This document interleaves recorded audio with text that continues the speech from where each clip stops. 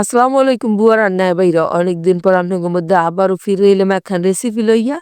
আজকে মুই বানাইছি একখান মজার সুন্দর একখান চকচকা পুডিং রেসিপি। আশা করি আপনাকে ভালো লাগবে। পুডিং তো আপনারা অনেকেই বানান, অনেকেরই একটা কমপ্লেন থাকে কি পুডিংয়ের গায়ে ছিদ্র থাকে, সুন্দরভাবে স্মুথ হয় না। আজকে এই পুডিং খান দেখে যদি আপনারা পুডিং বানান তাহলে আপনাকেও পুডিং হইবে মোর এই পুডিং এর না সুন্দরের জন্যই দেন ৪ খান পাউরুটি লইছি এইখানে। এই ৪ খান পাউরুটির পাশে যে সাইডগুলো আছে এগুলো একটু কাইট্টে লইতেছি। আর চাইলে নাও কাটতে পারেন, না কাটলে হবে কি কালারটা একটু অন্যরকম হয় তাইলে এই কাট্টে লইলে পুডিং এর কালারটা একটু ভালো হয়। এরপরে এই যে দেন কাট্টে লইলাম, কাটা হয়ে গেছে। এখন এই যে চুলায় একটা পাইলে বই দিয়া এর মধ্যে ২ কাপ দুধ দিয়ে দিলাম। আর এর মধ্যে দিয়ে দিছি 1/2 কাপ পরিমাণে চিনি। চিনিটা আপনি ওই পছন্দ অনুযায়ী দিয়ে দেবেন। কারণ কম বেশি মিষ্টি সবাই আবার একরকম পছন্দ করে না। কেউ কম পছন্দ করে, কেউ একটু বেশি। আর চিনিটা এর মধ্যে দিলাম কারণ হলো চিনিটা একটু গলাই লইলাম। ডিমের মধ্যে দিয়ে গড়তে একটা রাদ্দাত হই যায়। হ্যাঁ, আর ভাল লাগে না মোর বুঝছেন? এই যে একটা বড় কুড়াইয়া এখন এর মধ্যে ওই যে পাউরুটি কাইট্টে রাখছিলাম, হেইয়ে ডাইলে দিয়ে দিলাম। তাইলে একবারে সুন্দরভাবে পাউরুটিটা নরম হয়ে যাইবে। আর যখন দেখবেন যে এটা একটা ঠান্ডা হয়ে গেছে তখন ব্লেন্ডারের মধ্যে দিয়ে ঢাললে একটু ব্লেন্ড করে লইবেন যেন সব একেবারে গুলিয়ে যায়, কোনো আস্তা অংশ না থাকে। আর এই ফায়ে ঠান্ডা হইবে এই ফায়ে আমি এই ক্যারামেল খান বানাই লইলাম। চুলায় এখন পাইলা বয় দিয়ে এর মধ্যে এই যে চিনি দিয়ে দিলাম 1/4 কাপ পরিমাণে। যখন দেখবেন যে গুল্লে আইছে হাই হিট ততক্ষণ রাখবেন। এরপর চুলার হিটটা এক্কেবারে কমাইয়ে লোতে দিয়ে দেবেন। এরপর এই যে দেখেন সুন্দর একখান কালার হইয়া যখনই উঠবে তখনই চুলাটা একেবারে বন্ধ করে দিবেন। তাওয়াটা যে গরম থাকে সেইতেই সুন্দর একটা কালার হয়ে যাবে। বাড়ির মধ্যে ডাইলে দিয়া একবারে স্যাঁত করে লাড়াই লইবেন। নাহলে কিন্তু এটা শক্ত হয়ে যাইবে, সব জায়গায় সুন্দরভাবে লাগবে না। এই যে দেন লাড়াই মাখাইয়ে লইলাম। আর এদিকে এখন ২ খান ডিম লইয়ে লইছি। আর ডিম ২ খান অবশ্যই বাইরে রাখবেন ফ্রিজের ০.৫ ঘন্টা আগে বাইরে। আর একটু এলাইচের গুঁড়া দিয়ে দিলাম, দিয়ে ভালো মতো ফেটাইয়ে লইলাম। এই যে দেখেন একটা হুইস্ক দিয়ে ফেটাই লইছি, আপনারা চাইলে কাঁটা চামচ দিয়েও ফেটাই লইতে পারেন। আর এখন ওই যে পাউরুটি আর দুধ ঠান্ডা হয়ে গেছে, মুই এখন এইটারে ব্লেন্ড করিয়ে লমু। সুন্দরভাবে যাতে ব্লেন্ড হয় সেদিকে খেয়াল রাখবেন। এরপরে এই ডিমের মধ্যে মিশাইয়ে দিবেন।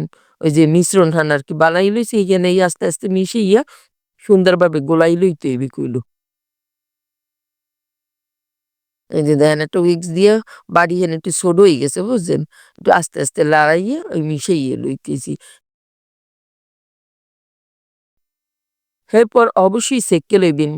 পুডিং কিন্তু না ছাকলে ওই যে ফুটো হয় না? ডিমের যে সাদা অংশগুলা থাকে সেঁকে সেগুলা আলাই দেবেন। নাইলে পুডিং হ্যাং স্মুথ হইবে না অত সুন্দরভাবে বুঝছেন?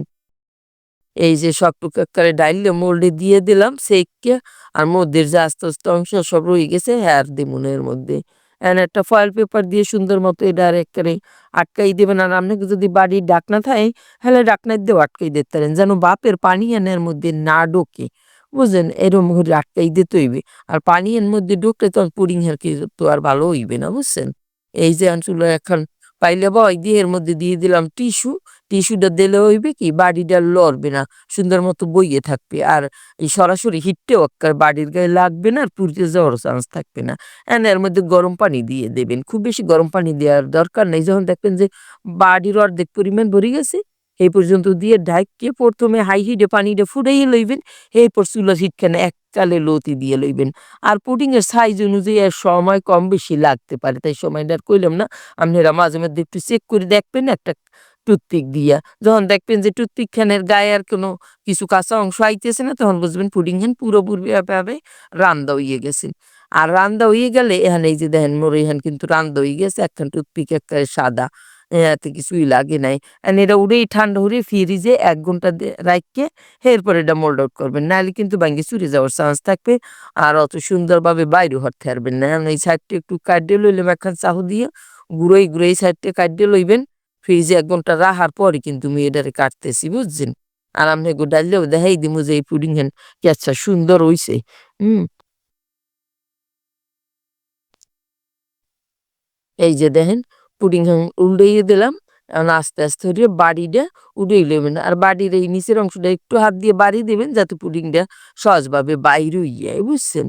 এই যে এখনই দেখতে পারবেন যে কেমন হইছে। এই যে মাশাআল্লাহ সুন্দর একখান পুডিং মোর এই রেডি হইয়া গেছে। আপনাকে একটু দাগ দিয়েও দেখাই দিই আর কাইট দিয়েও দেখাই দিই। এটা কিন্তু সফট এককারে।